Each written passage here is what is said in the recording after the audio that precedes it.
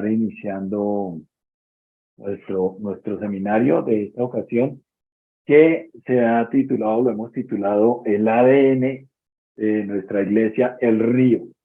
Es muy importante que nosotros estemos como involucrados en esto, porque pues nos va a ayudar a tener más claridad acerca de lo que es la visión de la iglesia. Entonces, pues vamos a estar dando inicio hoy y bueno, pues les animo a que todos asistan. Vamos a mirar algunas cositas. ¿Me cuentan si están viendo la presentación? ¿Sí está saliendo bien? Sí, Señora, ahí la vemos. Mauri, está perfecto. Ok, bueno, Perfecto. gracias. Bueno, muy amable. Bien, entonces, como les decía, pues lo que queremos hacer en esta ocasión es conocer muy de cerca los lineamientos de nuestra iglesia. Vamos a mirar algunas cositas antes de iniciar. Entonces, pues vamos a estar iniciando 7 de la noche para finalizar a las 8 en punto. Vamos a procurar mantener nuestro formato virtual, que pues facilita mucho las cosas para quienes viven lejos de la iglesia o vivimos a cierta distancia, la salida, bueno, muchas cosas, la lluvia y demás. Iniciamos 7, terminamos a las 8. Por favor, les solicito ingresar con el micrófono apagado, porque si no me toca estar a mí desde acá silenciando micrófono por micrófono y bueno, pues es un poquito engorroso. Muchas gracias. Bien, vamos a tener pues algunos requerimientos para el desarrollo o para el avance del seminario. Unos requerimientos muy básicos, muy sencillos.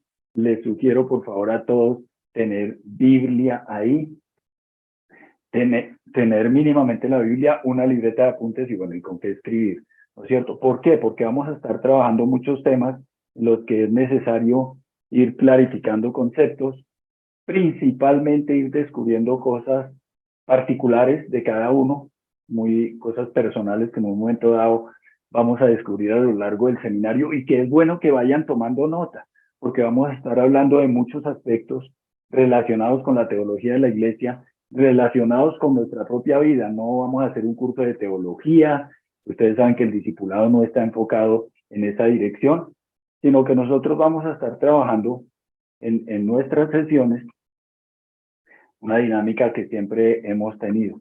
Las preguntas pues se van a formular a través del chat para pues tratar de mantener, digamos, como la organización de la clase. Se responderán al comienzo de la siguiente sesión y es muy importante tomar notas. ¿Por qué razón? Porque como les decía, vamos a tratar muchos temas que nos tocan directamente. No, el seminario no es un seminario teórico, ni es un curso de teología, sino que nosotros vamos a estar estudiando la palabra para conocer y descubrir las cosas que nos atañen a la luz de la visión que el Señor le ha dado a la iglesia al río. Entonces, muchas cosas van a descubrir ustedes de pronto cuando estemos abordando algún tema que tienen que ver de manera muy directa con cada uno, con una situación particular que estamos viviendo. Es muy importante que tomen nota para que después puedan orar sobre eso, descubrieron alguna cosa que no se habían dado cuenta y que es muy importante de aclarar. Entonces, que la anoten y que tomen nota de todo eso para poderse después ocupar de orar y de trabajar en el asunto personal del tema en cuestión. Entonces, muy importante, por favor, tomar notas para poder identificar esos asuntos personales sobre las temáticas que vamos a trabajar. Bueno, una pregunta que surgiría aquí es si realmente este curso se puede perder. Y es un curso que uno diría, bueno, este curso, ¿será que lo puedo yo perder? ¿Será que estamos tomando, digamos, un estudio que nosotros podríamos considerar que se podría perder? Ustedes saben que en el discipulado hemos tenido la política de no sacar calificaciones, no sacar notas, no estar, digamos, ligados a esa dinámica tan académica, que se nos vuelva esto como una especie de curso. No tenemos nosotros, digamos, ese propósito en el discipulado. Entonces, no vamos a tener evaluaciones, no vamos a tener ni malas ni buenas calificaciones, no hay grados, no hay certificación, no hay reconocimientos, no hay celebraciones. ¿Por qué? porque así es la vida cristiana. La vida cristiana no es una vida que consista en sacar notas o en sacar calificaciones o en obtener un certificado o en hacer una fiesta de grado. Y no estoy diciendo que eso esté mal porque se ha hecho muchas veces en los institutos bíblicos. Pero no es el enfoque que tenemos en el discipulado. Es decir, nosotros nos estamos preparando para la vida cristiana. Y la vida cristiana no es una vida de aplausos. La vida cristiana a veces es una vida difícil, es dura, es adversa. Es una vida en la que tenemos que aprender a depender del Señor y nos cuesta horrores. Entonces, no hemos querido darle al discipulado nunca un enfoque así como muy académico, como de este tipo de cosas, ¿no? De las notas y los grados y bueno, ese tipo de cosas y la toga y el birrete y todas esas cosas, no es como digamos el enfoque que tenemos en el discipulado. De pronto, si algún día la iglesia genera un instituto bíblico o algo así, bueno, o una escuela, bueno, se mirará allá en ese momento, pero en el discipulado no tenemos por lo pronto ese enfoque. Bien. Vamos a mirar algunas definiciones porque como el tema que nos compete es el tema del ADN, pues tendremos que mirar un poquito acerca de las definiciones del ADN y por qué este seminario lo titulamos ADN del río. Ustedes saben que el ADN, como dice ahí, es una molécula que contiene una información sobre las características hereditarias y del desarrollo y funcionamiento de un organismo. Entonces, lo que nosotros tenemos que identificar a partir de todo esto es cuáles son esas características particulares de la iglesia. La genética es el estudio de la herencia, el proceso en el cual un padre le transmite ciertos genes a sus hijos, ¿no? Cuando decimos padre, hablo de padre y madre. Y un gen, pues es eso, es un segmento que es el que contiene esa información que se va a transmitir. ¿Y por qué nosotros hablamos del ADN de la iglesia? ¿Por qué hablamos nosotros del ADN de la iglesia? Porque nosotros vamos a tener queremos referirnos a los rasgos característicos de nuestra congregación, que es un organismo vivo y tiene características singulares.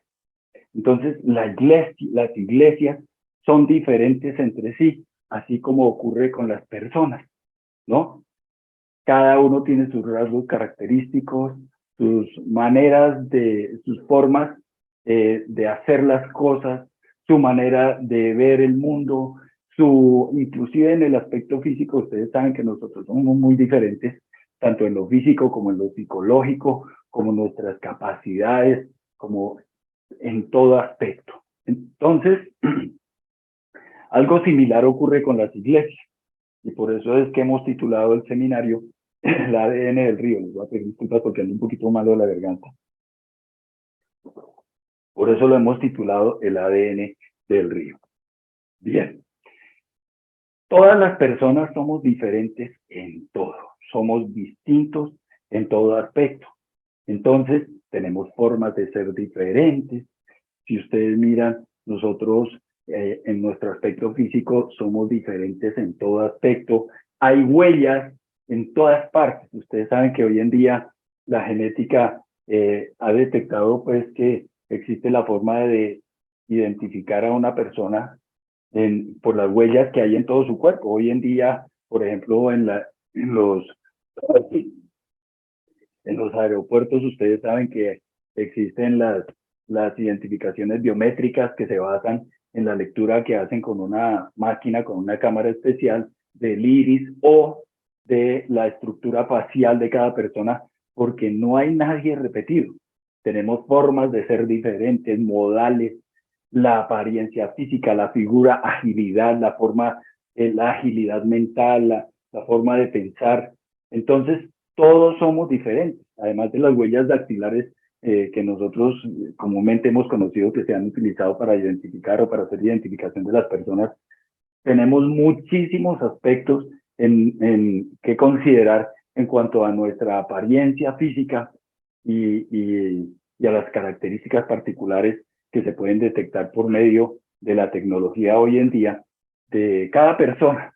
Entonces, somos diferentes, tenemos una manera de ser absolutamente individual. Y yo les quiero invitar a que se lean un librito que a mí me ha fascinado mucho, que se llama El milagro más grande del mundo, de un autor que se llama O.G. Mandino, se llama ese autor. Está en internet en PDF y es gratis y es cortitico. Es un libro que se lee fácilmente o el comprimidito que hay ahí se lo lee uno por ahí en una hora o algo así.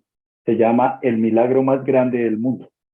Y yo les recomendaría que por favor lo leyeran, porque ese es un librito muy edificante, muy bueno, muy sencillo, pero que ayuda mucho en el entendimiento de la obra tan grande que el Señor ha hecho en cada persona. Entonces, por ahí si tienen tiempo un día, lo pueden leer. Bien, bien, vámonos para... ¿Alguna vez en la vida todos nos hemos puesto a pensar en eso, en las diferencias que tenemos, ¿no? Alguna vez lo hemos pensado, alguna vez nos pusimos a pensar todos cómo hubiéramos querido ser. No, yo hubiera querido ser más alto, más bajito, más gordo, más flaquito, mono, ojiazul, ojiverde. Bueno, no sé, yo sé que algún día en la vida todos lo hemos pensado. No creo que sea yo el único que lo haya pensado. Yo creo que todos lo hemos hecho. Entonces miramos eso, la estatura, la figura, nuestra complexión. De pronto hemos admirado una habilidad especial que tiene otra persona o un talento o alguna habilidad especial que nos haya impresionado. Y todos alguna vez nos hemos puesto a pensar en eso, ¿no? Entonces, a veces cuando nosotros nos detenemos a admirar lo que encontramos en otras personas, por ejemplo, cuando uno ve una persona que toca un instrumento musical con la facilidad más grande, sin el menor esfuerzo, una persona que canta sin que le cueste ningún trabajo hacerlo, y uno se pone a pensar y dice, oye, yo hubiera querido tener esas características de esa persona. Por eso, alguna vez lo hemos pensado, ¿no? Y eso suele ocurrir con las iglesias, y vamos a mirarlo más adelante, que a veces nos ponemos a comparar una iglesia con otra y a mirar las características. Pero en lo que respecta a nosotros hay buenas noticias, ¿no? Hay una buena noticia. A veces vemos en las personas ese ángel, ese algo singular que tienen algunas personas, y la verdad es que todos tenemos ese ángel particular. Cada uno de nosotros es único entre toda la gente, tenemos características singulares, somos diferentes en todo aspecto a las demás personas. Para, para hacer la identificación de cada persona existen 1000 formas de hacerlo porque tenemos grandes diferenciaciones. Entonces somos únicos en medio de toda la gente, cada uno de nosotros, ¿no? Somos singulares, particulares, pero lo más importante, somos especiales para Dios. Esta es una de las cosas que a mí en el cristianismo me parece más maravillosa de todo lo que yo he podido ver, y es por qué el Señor decidió amarnos a nosotros, por qué decidió entregar a su Hijo Jesucristo por nosotros. ¿A cuenta de qué? No tenemos mérito alguno, no tenemos nada de qué gloriarnos, no tenemos ninguna cosa que sea meritoria para decir, bueno, no es que a mí el Señor me ama porque es que yo soy tan bueno, yo hago las cosas tan bien. No, y sin embargo, el Señor, en su inmensa sabiduría y abundancia que tiene, se ocupó de que cada uno de nosotros fuera único, diferente. No existe nadie más como alguno de ustedes o como yo, no existe. Habrá personas parecidas, de pronto los gemelos tienen muchos rasgos similares, pero exactamente igual no somos, tanto en lo físico como en lo psicológico o en nuestras capacidades y demás. Entonces, nosotros somos únicos para el Señor. ¿Y por qué toda esta introducción? ¿Por qué este análisis? Porque es que resulta que con las iglesias ocurre exactamente lo mismo. Cada iglesia es única, son organismos vivos. Cada una tiene características particulares que la hacen única. Tenemos énfasis doctrinales diferentes. Cada iglesia tiene actividades diferentes. Cada iglesia tiene enfoques diferentes, visiones particulares, específicas. Cada iglesia es un organismo vivo y es singular. Y cada una tiene, por ejemplo, un estilo cultico diferente. Yo, por ejemplo, lo he hablado en varias ocasiones con Andrés, yo le digo, para mí una de las cosas más difíciles en la vida cristiana es pensar en cambiar de iglesia, porque llega uno a una iglesia nueva y es tan difícil, allá uno no encaja ni las canciones las cantan como a mí me gusta, ni el estilo del culto es igual. Es muy difícil, cada iglesia es singular. Y por supuesto, pues nuestra iglesia El Río, pues también lo es. Somos una iglesia singular, tenemos características únicas. Y nosotros tenemos que ir conociéndolas y sabiendo de qué se trata. Cada iglesia tiene unas cosas que en los términos que hablamos en nuestra iglesia, te lo voy a pedir a las personas que por favor, que tienen unas herramientas ahí para rayar, no lo hagan. Hay en cada iglesia un énfasis diferente, o lo que llaman los pilares, que los llamamos en nuestro lenguaje de la iglesia El Río. Los pilares son las cosas sobre las cuales está basada la iglesia. Hay iglesias que están fundamentadas en la profecía, otras en la prosperidad, otras en el comportamiento, en otras lo más importante es la alabanza, los milagros, en otras las misiones, en otras el cumplir con la ley, en otras la escatología, en otras el conocimiento bíblico, en otras el importante es el pastor o los pastores, ellos son los importantes, ellos son los que cuentan. Y eso es muy, digamos, muy común y muy frecuente que eso pase. Voy dando aquí admisión a los que van llegando. Entonces, cada iglesia tiene como su énfasis, ¿no? Tiene su enfoque particular.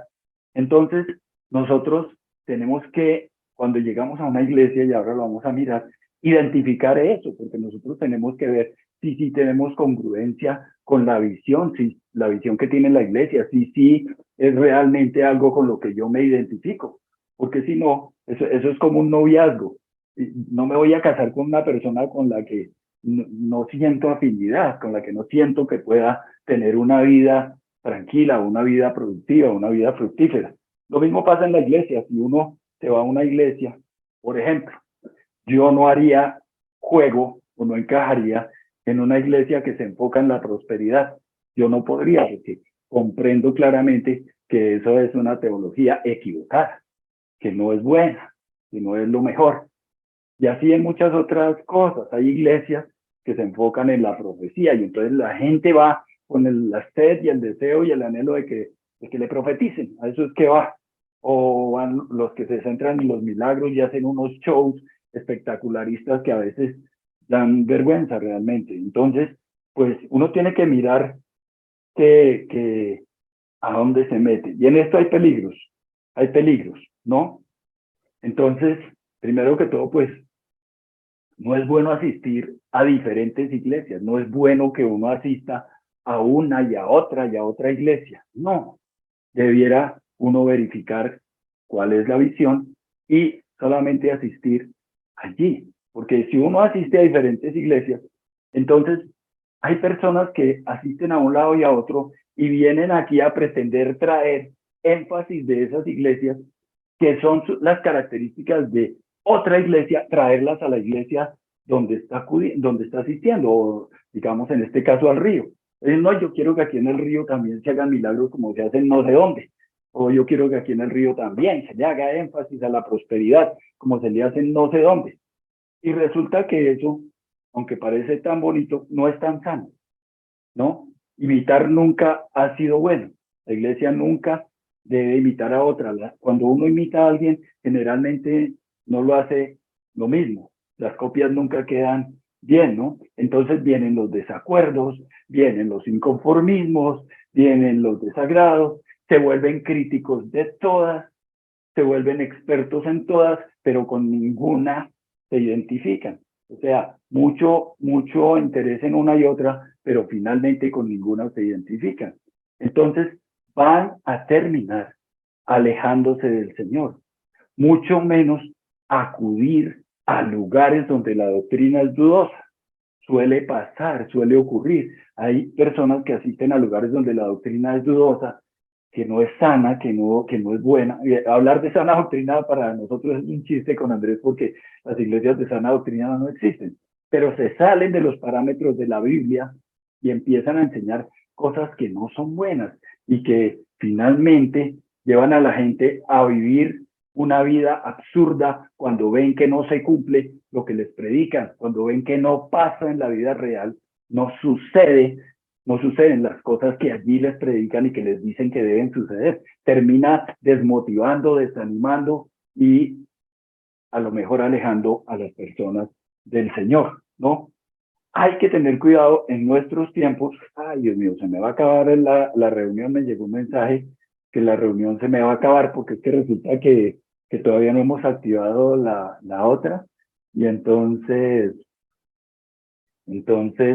bueno, si se nos llega a cortar ahorita la reunión, yo les vuelvo a enviar de inmediato otro link a sus correos, en caso de que se nos llegue a cortar la reunión, para que la podamos continuar. Claro, ya llevamos, pero no llevamos tanto, sí, ya llevamos un poquito. Bueno, entonces, si se nos llega a cortar la reunión, pues yo les envío otro link a sus correos y la continuamos. De todas maneras, más de las 8 no vamos. Entonces, en este momento, por ejemplo, en este tiempo, ocurren cosas como esta. Hay un movimiento que lo ha habido desde la época del Señor Jesucristo, que es el famoso movimiento judaizante. ¿Qué es lo que buscan ellos? Volvernos a ser esclavos de la ley, que nos volvamos a meter en la ley. Y eso no es sano, no es bueno, no nos conviene. Entonces, ese tipo de cosas son nocivas, no son convenientes para nadie en la vida. Entonces, pues no nos sirve estar asistiendo a esos lugares y también viniendo al río a pretender convencer a las personas que están asistiendo al río a que asistan a esos grupos, ni lo que sea la iglesia que sea, puede que no sean judaizantes, puede que sea una iglesia con otro tipo de doctrina. No es sano que nosotros estemos asistiendo a diferentes lugares. Por eso hay algunos consejos que he querido colocar allí, como esto: no se congregue a ciegas, averigüe primero cuál es la visión de la iglesia, cuál es el enfoque que tiene, cuál es su interés principal.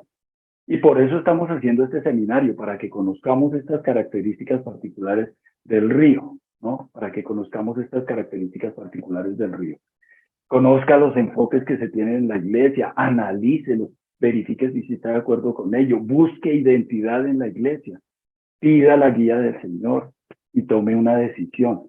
Y una vez que decida vincularse a una iglesia, la que sea, no necesariamente el río, tenga pertenencia allí y procure servir, porque de eso se trata la vida cristiana. Por esas razones que nosotros pues hemos planeado este seminario, que fue una inquietud que Andrés pues recibió de parte del Señor, de que trabajáramos ese tema, y por eso nos pusimos de acuerdo, porque él me dijo: no, Josefina, tenemos que trabajar en que la gente conozca cuál es la visión de esta iglesia, cuál es el ADN del río, para que pues permanezcan de esa manera enterados de cómo son las cosas, ¿no? Entonces, pregunte, investigue, por ejemplo, en nuestra iglesia, cuál es la estructura que tenemos, es una estructura lineal o piramidal, cuáles son los pilares de esta iglesia, qué actividades hay, qué grupos, qué ministerios, qué pensamos acerca de los diferentes temas teológicos, qué pensamos acerca por ejemplo, de la reencarnación y de todo ese tipo de cosas, y trate de ubicar un grupo al cual pueda pertenecer. Entonces, pues vamos a mirar cuáles son los puntos de partida y los conceptos básicos que tenemos en el río. Yo no sé si la grabación ahí se nos vaya a descuadrar, porque la grabación debería quedar bien. Entonces, el discipulado, lo que el Señor nos habló cuando habló del discipulado, lo primero que nos habló fue de la gran comisión, aunque no lo dice así con esas palabras. Lo que el Señor nos dijo fue: hagan discípulos de todas las naciones, bautizándolos en el nombre del Padre, del Hijo y del Espíritu Santo, y enseñándoles a obedecer todo lo que les he mandado a ustedes, y les aseguro que estaré con ustedes siempre hasta el fin del mundo. Eso es lo que nos enseña la palabra, y lo que el Señor Jesucristo pues trazó allí, ¿no? Bien. Pero, ¿qué es un discípulo? Nos quedan 4 minutos. ¿Qué es un discípulo? Y a nosotros, el concepto general que tenemos de un discípulo es una persona que aprende disciplina, que tiene un comportamiento y actitudes de cristiano, ¿no? Una persona que se esfuerza, una persona que busca. La verdad es que ese es un concepto erróneo, un concepto equivocado, y lo vamos a estar verificando porque nosotros no podemos dar por sentado o aceptar ese tipo de cosas. Entonces vamos a mirar un poquito con despacio eso. Entonces, pues vamos a mirar un poquito qué es un discípulo, ¿no? Y pues cuáles son las características de un discípulo. Como les decía, no se trata de disciplina, no se trata de esforzarse, no se trata de ese tipo de cosas. Bien. El crecimiento espiritual de una persona es el resultado, o de nosotros es el resultado de nuestra relación con Dios y no la causa. A veces nosotros creemos que es necesario primero tener un buen crecimiento espiritual para luego sí relacionarnos con Dios. Y eso es una mentira, eso es un engaño.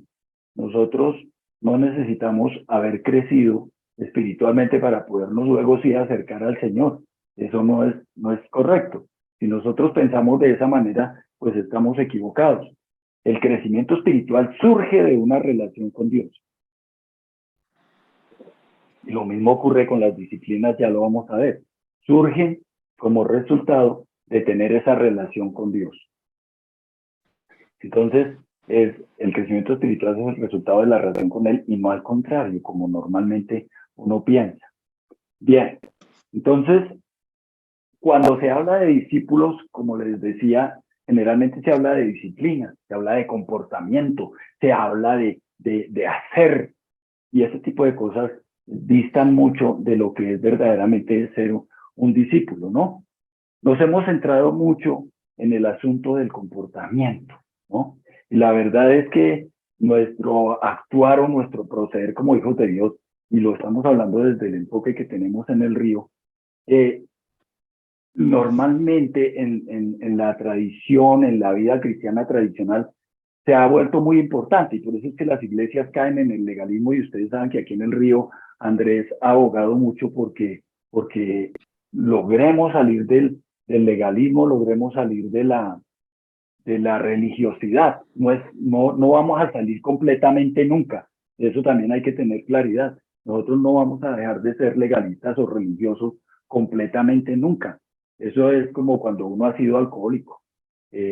No va a dejar de serlo nunca. Ustedes saben que, por ejemplo, en Alcohólicos Anónimos, a la persona cuando se presenta, ella dice, no, yo me llamo fulanito de tal y soy alcohólico, pero hace 25 años que no bebo. Lo mismo pasa con la religiosidad y con el legalismo. Nunca vamos a dejar de ser legalistas, no vamos a llegar a ser libres del legalismo por completo o de la religiosidad, pero luchamos contra eso y esa es una de las cosas que en el río nosotros le trabajamos mucho. ¿Qué pasa cuando se le da mucha importancia al comportamiento? Este aspecto obstruye la relación con Dios, ¿no? Obstruye la relación con Dios. ¿Por qué? Porque yo para acercarme a Dios considero que tengo que hacer cosas, que tengo que haberle agradado, que tengo que no haber fallado, que no haber cometido un pecado, y tengo que andar tratando de cuidar una vida. Nosotros estamos en un mundo caído y tenemos una naturaleza caída. Nosotros fallamos, cometemos pecados. Y una de las cosas que nosotros hablábamos con Andrés, que suele pasar mucho en las iglesias tradicionales, es que la iglesia quiere dar la imagen de que es perfecta, de que allí el pastor nunca peca, de que allí las personas tienen que ser de una actitud irreprochable. Nosotros estamos en un mundo caído, nunca lo vamos a lograr.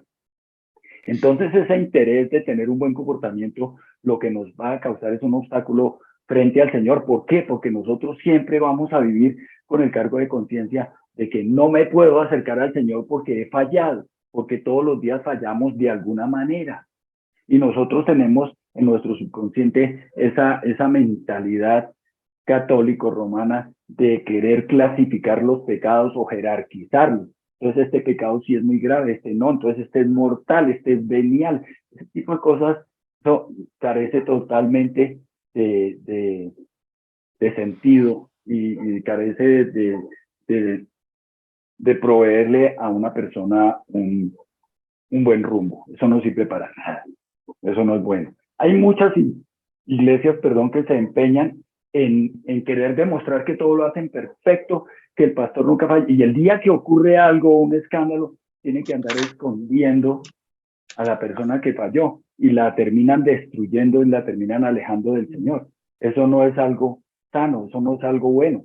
Todos hemos fallado, todos hemos pecado y nosotros no llegamos aquí por buenos. Nosotros llegamos simplemente porque el Señor nos dio esa posibilidad, ¿cierto? Entonces, no podemos vivir con esa mentalidad de creer que vamos a llegar a ser perfectos alguna vez. Y cuando nosotros basamos nuestra relación con Dios en el comportamiento, se nos convierte en un obstáculo porque genera temor pretender acercarse al Señor. Entonces, partir de disciplinas para acercarse al Señor genera temor. Cambia además nuestro concepto acerca de Dios, es decir, distorsiona nuestra imagen acerca del Señor y genera la imagen de un Dios severo, de un Dios bravo, de un Dios que nunca está contento, que uno nunca lo puede tener contento porque pues hemos fallado, ¿no? Entonces ese tipo de cosas no son sanas, no nos convienen. Entonces, ¿cómo o con qué ganas se va uno a relacionar con un Dios que es severo o que es perfeccionista o que es antojadizo? Es muy difícil, uno no va a poder tener una relación con el Señor así. Empieza uno a hacer las cosas más por obligación que por convicción, más por obligación que por amor. Y la característica de los cristianos debe ser el amor en todo aspecto.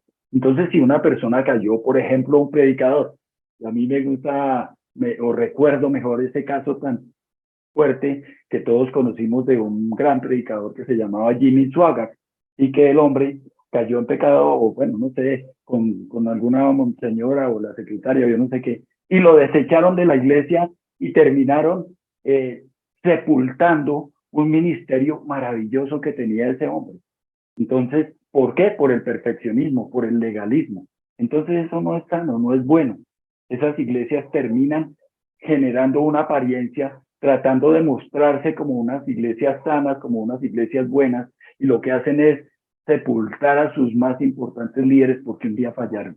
Eso no es bueno, y en el río, nosotros en la iglesia del río no pensamos así. Nosotros pensamos que el pastor tiene defectos y cada una de las personas, de los líderes y de cada persona que asiste al río, tenemos fallas y pecados. No vamos a poner carita de santos simplemente para aparentar cosas que en la vida práctica, en la vivencia real de la experiencia cristiana no ocurren. Nosotros fallamos, pecamos, y eso hay que tenerlo claro.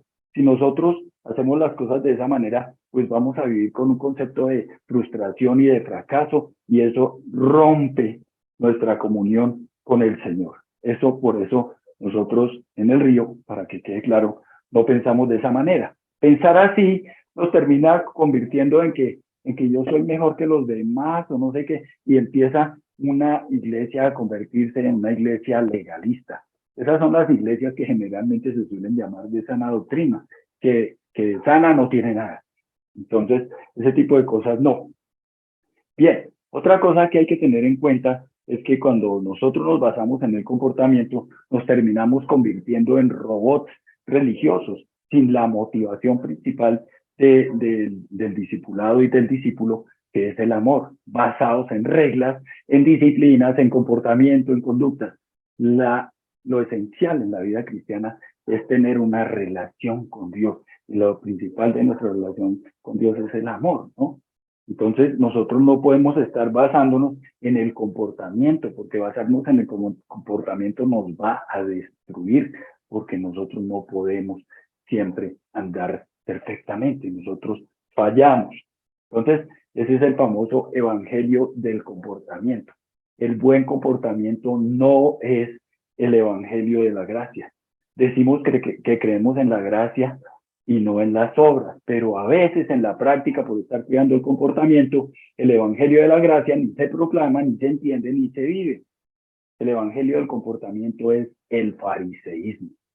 Nos lleva a lo que en los libros los cuales estamos basando en gran parte la enseñanza de este seminario, los libros de el factor Aba, la trilogía Aba, llaman La Casa del Temor. Y había olvidado comentarles que pues en el seminario vamos a estar tocando mucho los libros de la trilogía Aba, que son los libros que escribieron Kerry y Chicky Wood, el fundamento Aba, el factor Aba y la formación Aba.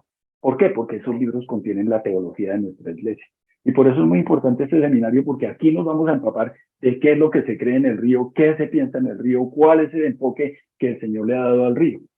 Entonces, si uno vive bajo ese parámetro del comportamiento, uno termina viviendo en la casa del temor. Y aquí hay unas cifras de algunas cosas que observaron algunos de estos autores, ¿no? Es cómo se le ha generado una vida de miedo a Dios.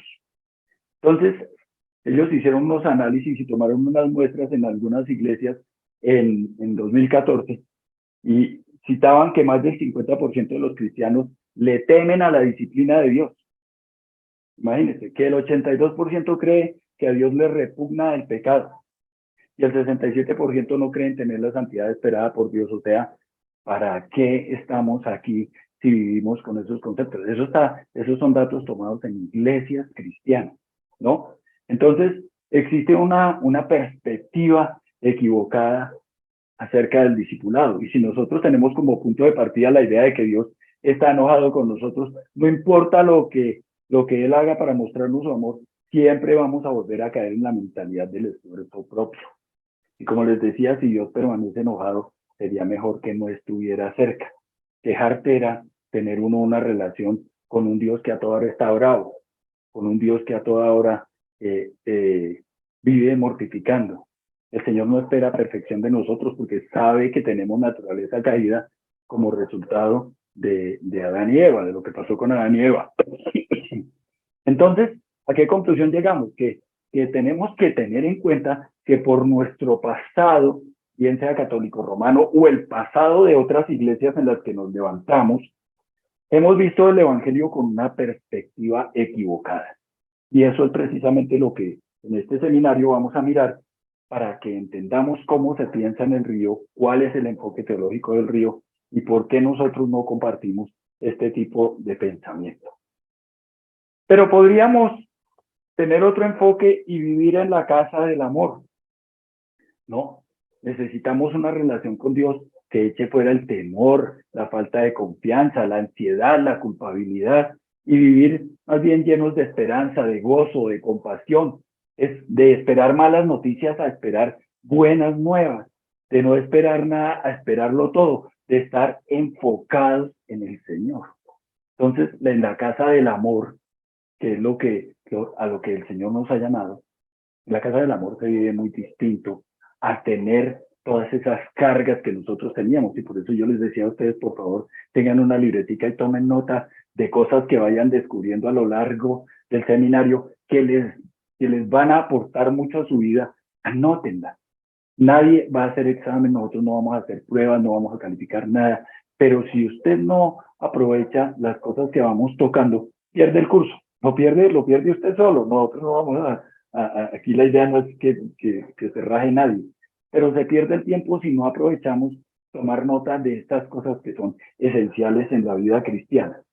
Y hablemos un poquito del discípulo, ¿no? El discípulo, citan estos autores algunas características especiales o particulares. No recibe el amor de Dios con libertad, responde a la presencia de Dios. Se nota que es un discípulo en su manera de ser, o sea, la diferencia se tiene que notar cuando uno realmente tiene una conversión al Señor, una entrega al Señor, ha empezado una relación con Dios, tiene que notarse, y lo tienen que notar todos. O sea, y la idea mía no es proponerme, ay, que me noten, no, eso va a ocurrir de manera natural, ¿no? Entonces, las acciones de esa persona van a buscar el bienestar de los demás. Eso es algo esencial y característico del discípulo. Y en cuanto al discipulado, pues lo que se busca en el discipulado es un proceso de transformación que se lleva a cabo mediante la presencia de Dios a través del Espíritu Santo, a medida que uno desarrolla esa relación con Dios y con los demás. Nosotros tenemos que relacionarnos como la cruz, ¿no? En dos sentidos, horizontalmente con todas las personas de acá y verticalmente con el Señor. Nosotros somos seres relacionales, vamos a entrar a profundizar un poco más en esto de lo que son las relaciones. Y entonces, si nosotros nos basamos en lo que generalmente nos habían enseñado, y lo digo por mi pasado particular y personal, que yo vengo de una iglesia donde el legalismo era muy fuerte, era intenso el tema de la ropa y el tema del cumplimiento y el tema de que haga esto y que no haga lo otro y que si sí hizo y que si no hizo, ese tipo de cosas lo llevan a uno a tener un error de perspectiva muy grande y es el problema de las reglas, ¿no? Entonces, el problema ha sido un problema fundamental o esencial en el discipulado de la iglesia occidental, de nosotros aquí en nuestros países. Hemos vivido o hemos visto al Señor con una perspectiva equivocada.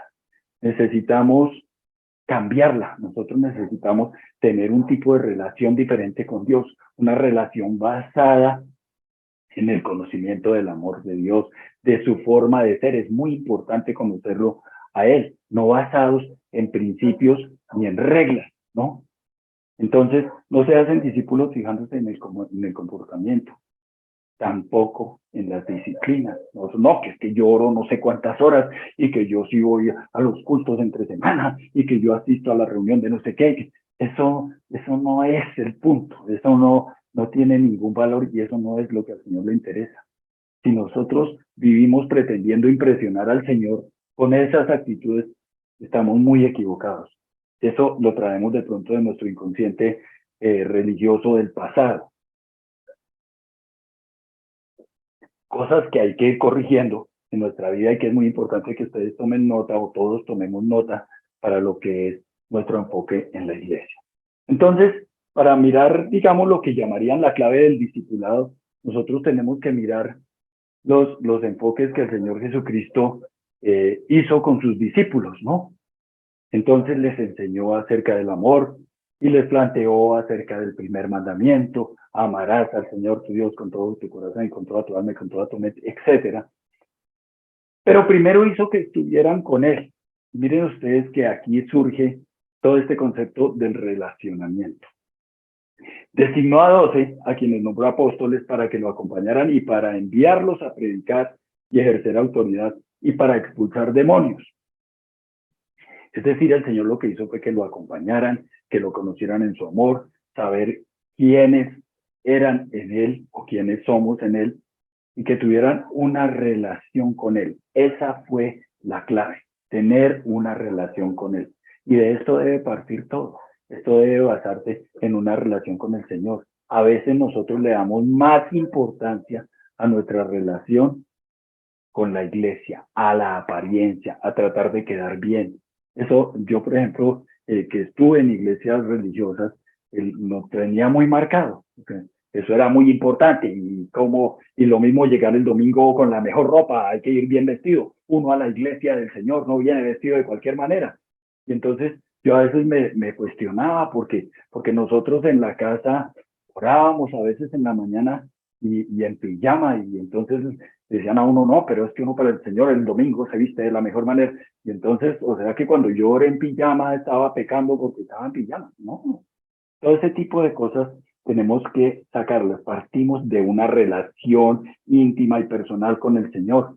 Eso es lo fundamental, ¿no? Entonces, por eso el Señor lo que les enseñó a sus discípulos fue hablar con Dios como su Padre. Hasta el tiempo en que el Señor Jesucristo enseñó esa oración del Padre Nuestro, nadie consideraba a Dios su Padre, sino Dios, ese ser supremo que estaba ya muy grande en la época del Señor Jesucristo, ¿no? Estoy hablando del Antiguo Testamento, y cuando llegó el Señor y partió la historia en dos, en ese pasado nadie hablaba de Dios como su Padre, sino que Dios era considerado básicamente ese ser superior, inalcanzable, de pronto bravo, y que no le podíamos dar la talla y que jamás íbamos a tenerlo contento, ¿no? No se veía a Dios en el Antiguo Testamento como el Padre. Nadie se había dirigido a Dios como Padre antiguamente.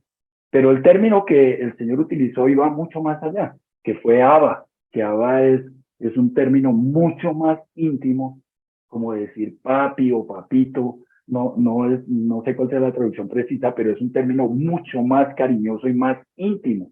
Por supuesto, pues eso tenía que rayar en los tiempos del Señor Jesucristo. Entonces, el Señor Jesucristo hablaba con su padre como habla un niño con su papá, con un padre que sea amoroso, ¿no? Así hablaba el Señor Jesucristo, y eso fue lo que nos enseñó el Señor Jesucristo, o lo que les enseñó a los apóstoles, y de lo cual nosotros tenemos que sacar también enseñanza. Entonces, la verdad es que todo es cuestión de perspectiva, ¿no? Entonces, que creo que aquí me saltó una. No. Bien. Bueno. Entonces, tenemos muchos errores de percepción, ¿no? Entonces, ¿qué pasa? Si el ángulo es correcto, el ángulo con el que miramos las cosas, sin el ángulo correcto, no podemos ver las cosas bien, no las podemos llevar a la comprensión real. Entonces tengo aquí algunas fotos que les voy a mostrar un poquito rápido, pero que dejan ver como ese hecho, ¿no?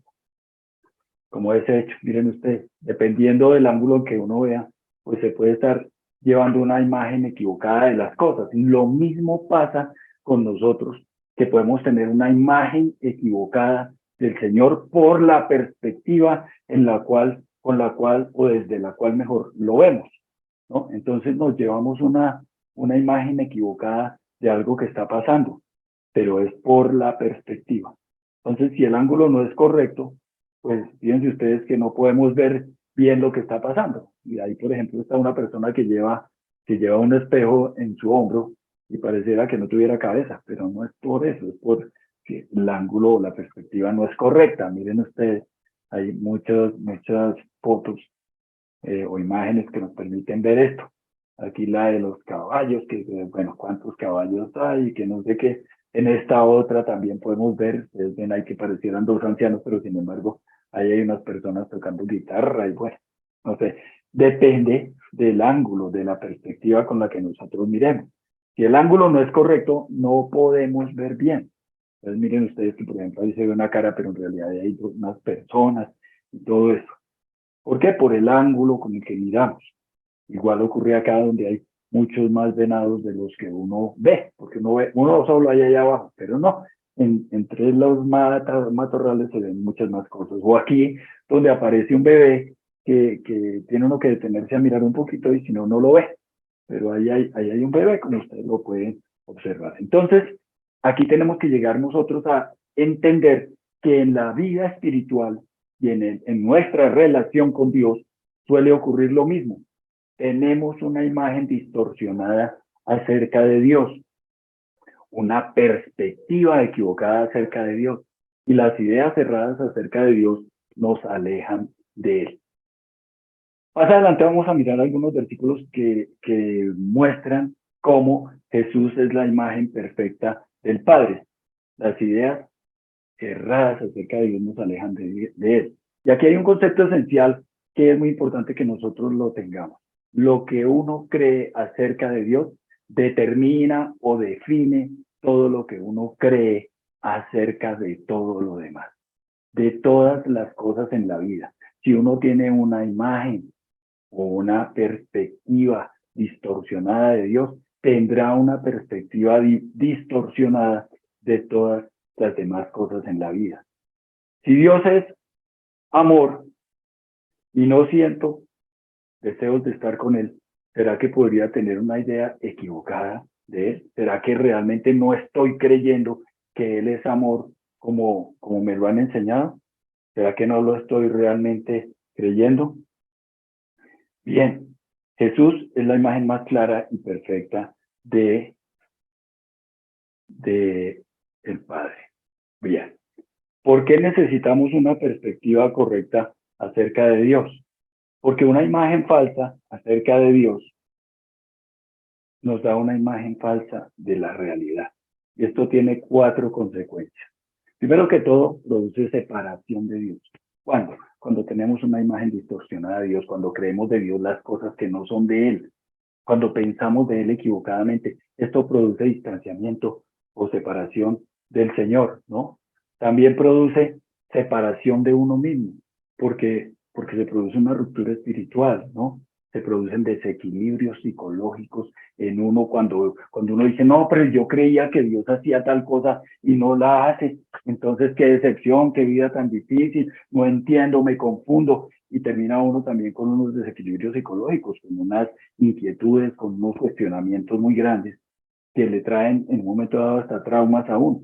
Y hay también separación de las otras personas, ¿no? Conflictos sociológicos con las demás personas. ¿Por qué? Porque uno tiene alguna cosa que lo mantiene inconforme de ver que la imagen que tiene de Dios es tan diferente de lo que pasa en la vida. ¿Por qué? Porque creyó unas cosas que no debería creer, tiene una imagen distorsionada acerca de Dios y también tiene una separación de la naturaleza. ¿Por qué? Porque esa persona no tiene conciencia ecológica y termina haciendo daño, termina desconociendo el valor de la naturaleza y demás.